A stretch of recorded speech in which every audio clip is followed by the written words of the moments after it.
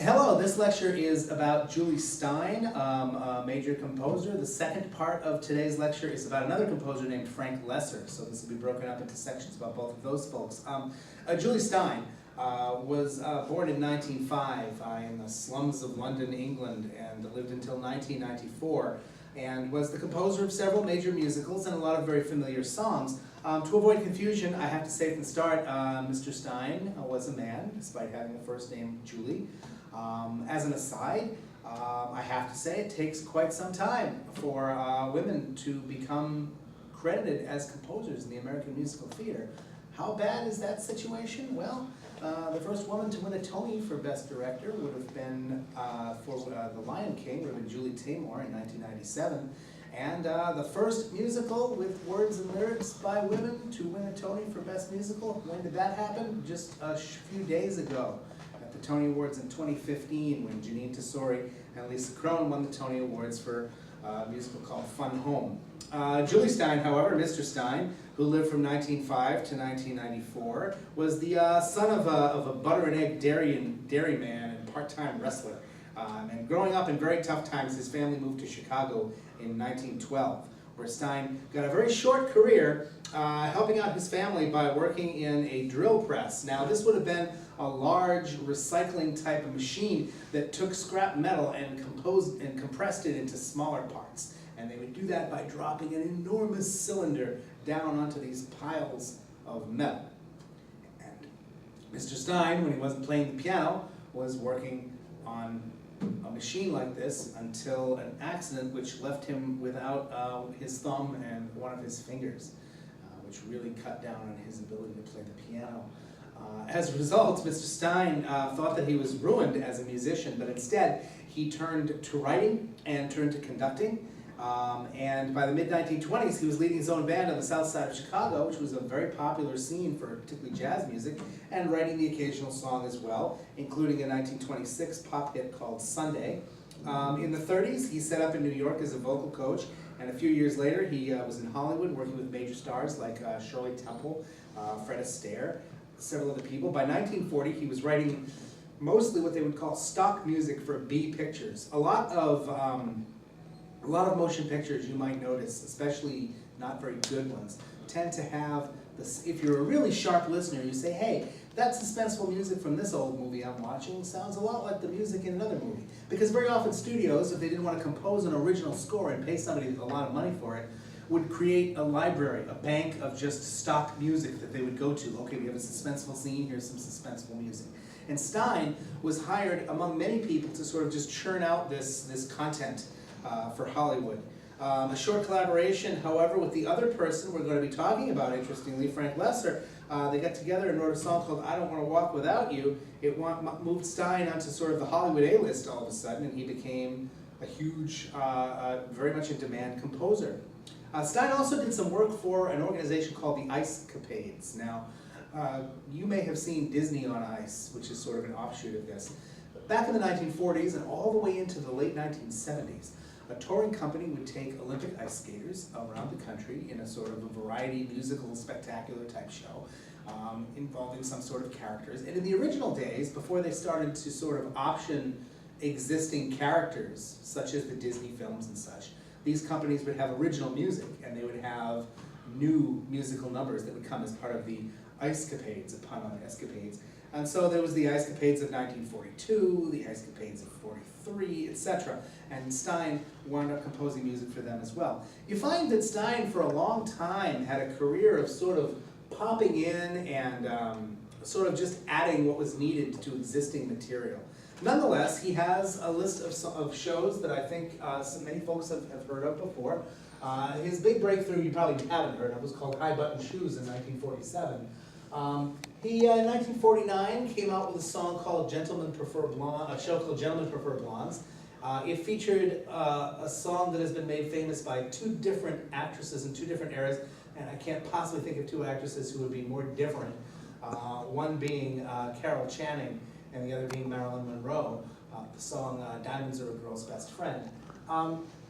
In 1954, Stein wrote the music, or much of it, for the musical stage musical version of Peter Pan.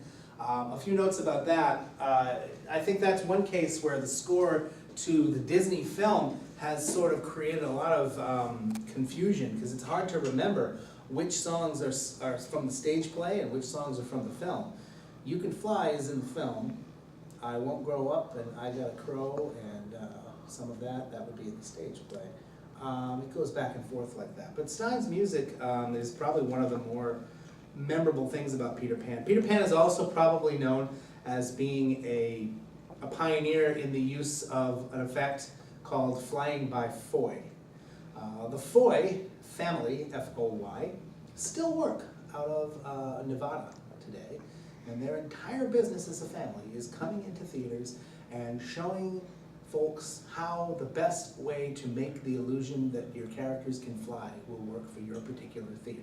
And usually that involves harnesses and training people and specifically backdrops that kind of create, you know, confusion with a lot of vines or patterned wallpaper or something so you can't recognize what you're looking at there.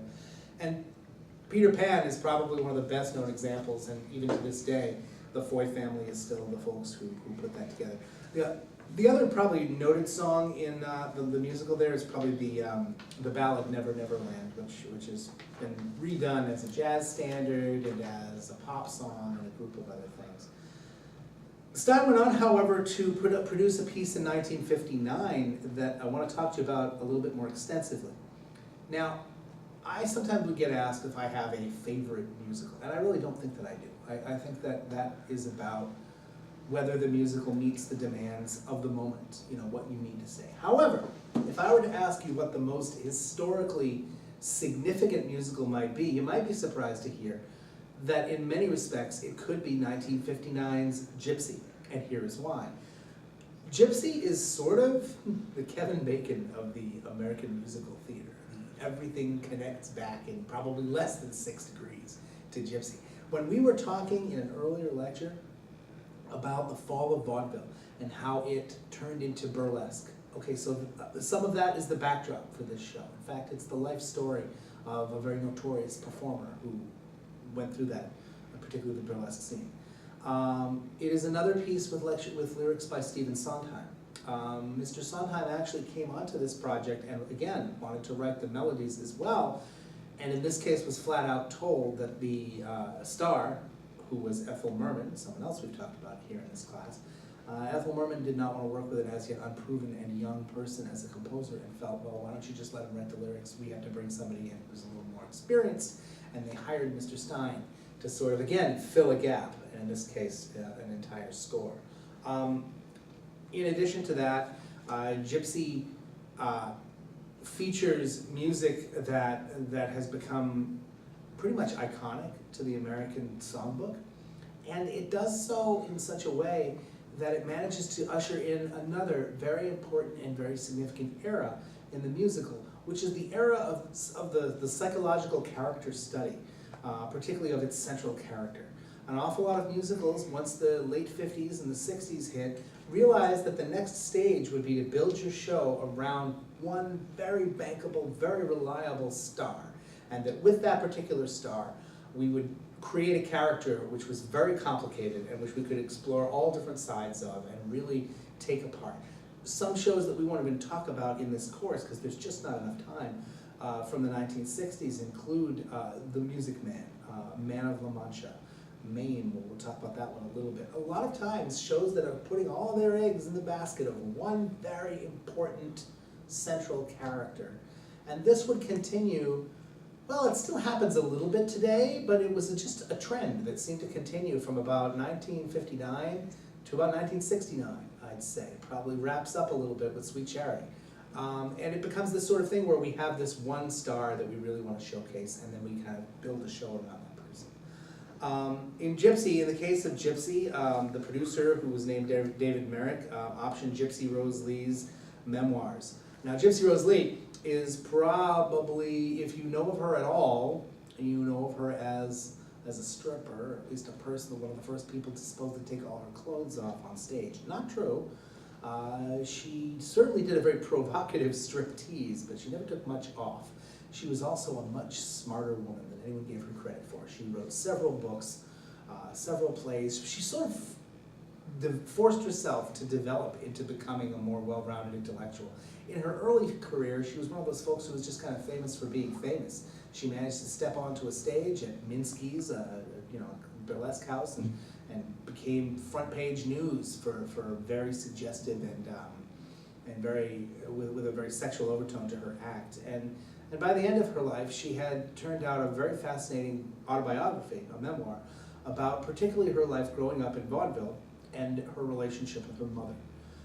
Gypsy is, among all other things, a really hard, searing study of relationships between mothers and their children, and not at all a flattering one.